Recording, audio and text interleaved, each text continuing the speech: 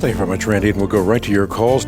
First up, Randall listening in Richmond, British Columbia. Hi, Randall. Hi, Hank. I'm just a new listener. I really like your show, actually, because I think you really explain things well. You seem to have a knack for it. Thank you. So I just have one question regarding what I heard from another caller.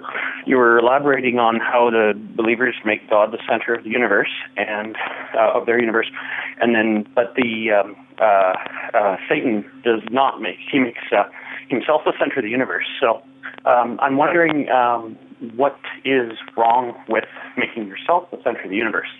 Just so you know, I'm not an anti-theist. I am an atheist. I'm just really curious, and this is a serious question.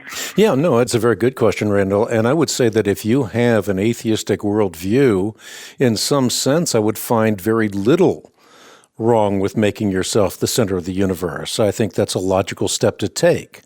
But if you have a Christian worldview, a worldview in which you recognize that the universe is an effect that requires a cause equal to or greater than itself, then I think it's foolhardy to suggest that you are the center of the universe, because obviously the one who spoke and the universe leapt into existence is the one who is due all reverence, all worship, all honor, and all praise. And that is part and parcel of a biblical worldview. So the question ultimately is, does the atheistic worldview correspond to reality? In other words, is it true, or does Christian theism better explain the universe in which we find ourselves? And I think that, of course, leads us to look at the evidence. And I've said this many times on the show, Randall, and maybe you've heard that the few times you've heard the show.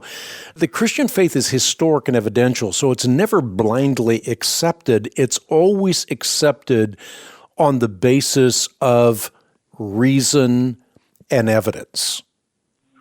Okay. Well, that's very interesting. It's a pretty deep answer. I'm going to have to think about that, because it's definitely not a simple explanation. Thank you.